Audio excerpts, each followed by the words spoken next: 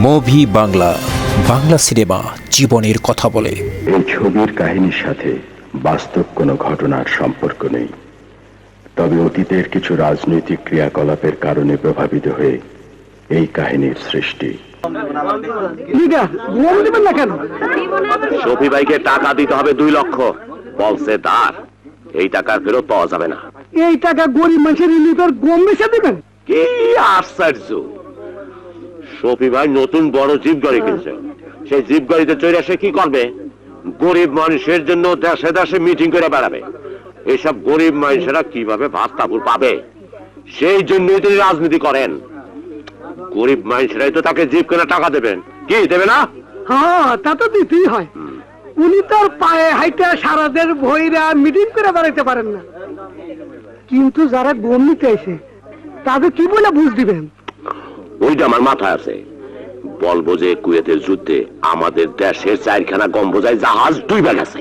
এইটা তো বুঝলাম, মাস্টার হলে টিম নিবেন কি কুইয়া? কি আশ্চর্য! এই দেখ কেমনে নেই।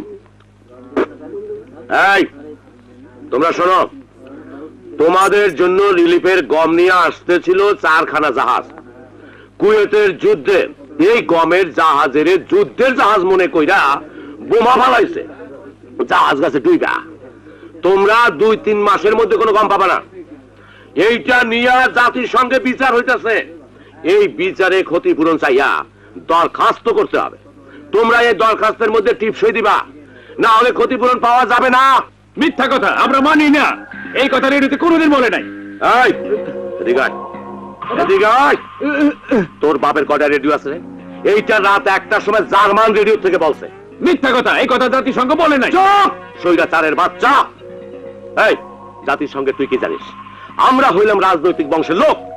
জাতিসংঘ আমেরিকা, ব্রিটিশ, জার্মান এইসব নিয়ে আমাদের কারবার। তুই তুই তুই শালা ফকির নির্বুত। জাতিসংঘে তুই কি জানিস? এই হারামজাদার বাচ্চা, টিপ দে, টিপ দে। মাস্তানি করে না, মাস্তান সোজা।